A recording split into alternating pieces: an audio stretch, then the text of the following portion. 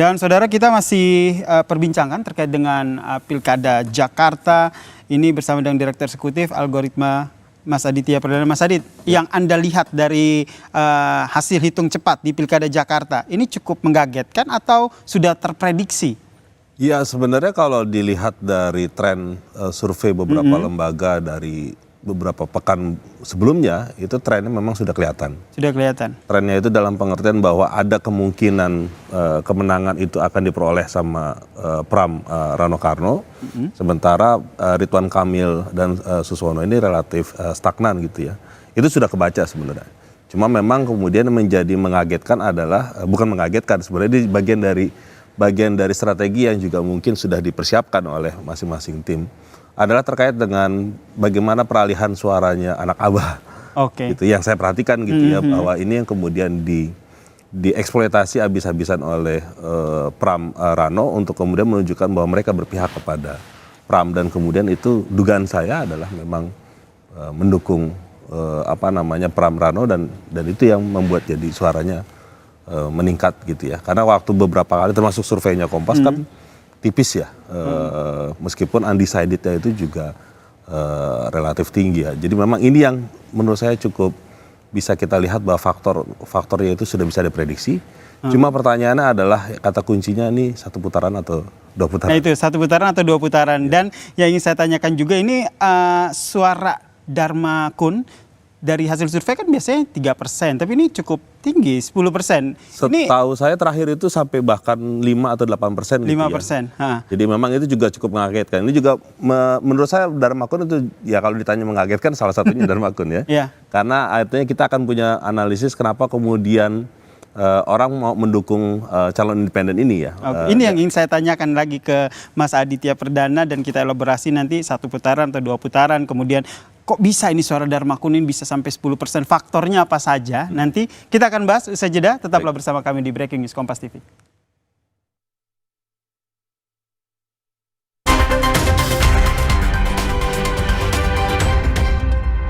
Satu putaran atau 2 putaran di Pilkada Jakarta ini yang masih kita bahas bersama dengan Mas Aditya Perdana. Tapi memang kita masih menunggu ya Mas Aditya, hasil hitung resmi dari KPU. Tapi sudah bisa dibaca. Sebelum kita berbicara lebih lanjut lagi terkait 1 putaran, 2 putaran tadi yang sebelum jeda, soal hasil hitung cepat Dharma Kun yang memperoleh 10%. Ini menurut Anda suaranya memang dari awal ini adalah pendukung loyalisnya Dharma Kun, atau ada swing voter, termaksud mungkin ya suara dari anak abah begitu yang akhirnya bergeser ke Dharma Kun sehingga 10% ini? Ya memang nanti kita akan melakukan analisis ya. Artinya kita akan bisa breakdown dan pantau lebih lanjut bagaimana kemungkinan itu bisa terjadi.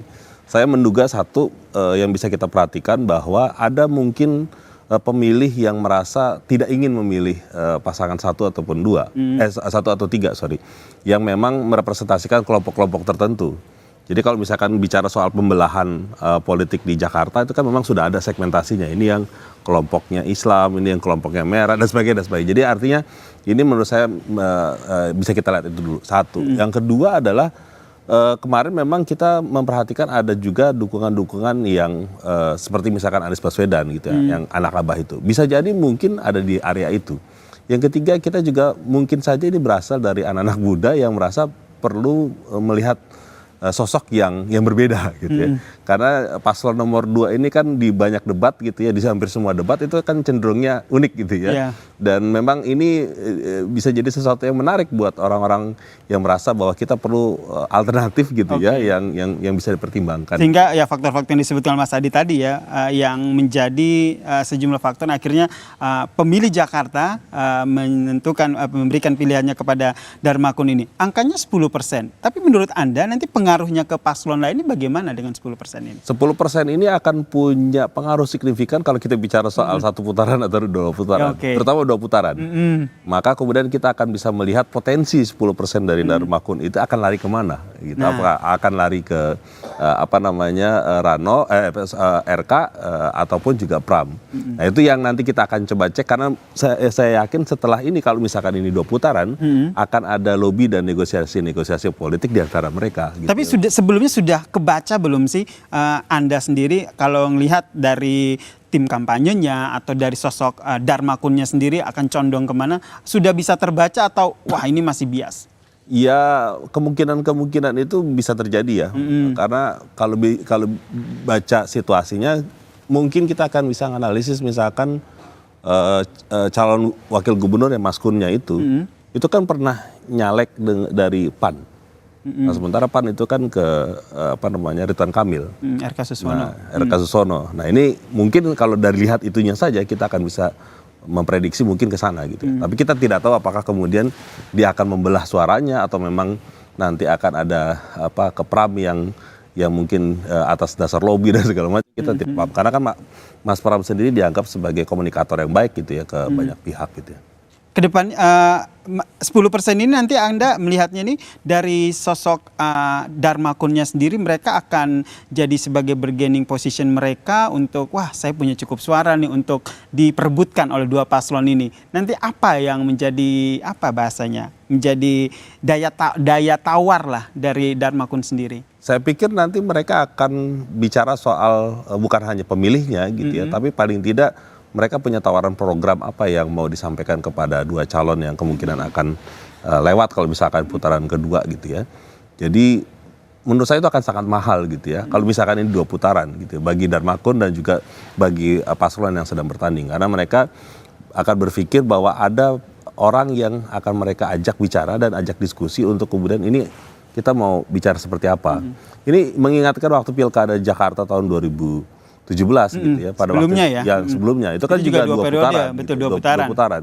Itu juga menarik untuk melihat sebenarnya suaranya AHY itu lari kemana gitu kan. Nah itu menurut saya juga akan mirip gitu ya. Dan ini juga terjadi ya. Meskipun ini prosentasenya akan jauh lebih rendah gitu ya. Betul, meskipun hanya 10% begitu. Tapi kalau kita lihat-lihat ada diskusi di ruang publik yang menyatakan andai saja nih kalau Darmakun nggak 10% aja, ini pasti salah satu paslon kan bisa 1 putaran. Anda membaca seperti itu juga nggak? Iya bisa jadi demikian gitu ya. Tapi pada kenyataan faktanya hari ini kita bicara dia sudah 10% gitu ya. Jadi artinya pemilih kita di Jakarta paling tidak untuk mengatakan bahwa mereka menggunakan rasionalitasnya juga gitu ya. Nggak kepengen yang 2 gitu ya, yang 1 atau 3 gitu ya. Dan pilihan 2 itu ya bisa menjadi faktor kuncinya bagi orang-orang yang nggak kepengen dua-duanya gitu ya. Ya 10% tadi ya berdasarkan hasil hitung cepat ya, sekali lagi ini masih berdasarkan hasil hitung cepat. Rasionalitas itu bagi pemilih itu tidak ada juga gitu. Yang penting ya, pembeda aja gitu kan. Itu juga menarik untuk dilihat Ini yang harus dianalisis lebih dalam lagi ya, sebenarnya faktor-faktor apa saja yang mempengaruhi sehingga akhirnya warga Jakarta menaruhkan pilihan mereka ke Darmakun nih berdasarkan hitung cepat yang 10% ini. Jadi juga Anda menyebutkan bahwa di detik-detik terakhir ada peralihan suara dari anak abah gitu kan, swing voter, karena ada endorsement bisa dikatakan seperti itu dari gubernur sebelumnya yaitu Anies Baswedan. Seberpengaruh itu sehingga akhirnya Pramono Rano unggul dihitung cepat. Logikanya adalah sebelum pemilihan ini dilakukan, Pak Anies itu ketika Pilpres dia menang di Jakarta lebih dari 40%. Yang kedua, sebelum pilkada ini dijalankan atau disahkan, Pak Anies kan sempat juga berniat untuk maju. Nah banyak survei itu mengatakan Pak Anies waktu itu sudah 45%, Mas. Jadi artinya suaranya Pak Anies itu relatif besar. Sehingga ketika misalkan dia nggak jadi nyalon, ada potensi suara ini bisa dimanfaatkan. Nah ketika di tengah perjalanan masa kampanye, 2 paslon ini RK dan juga Pram bertanding, banyak lembaga survei bilang itu ada keterbelahan di 2 ini.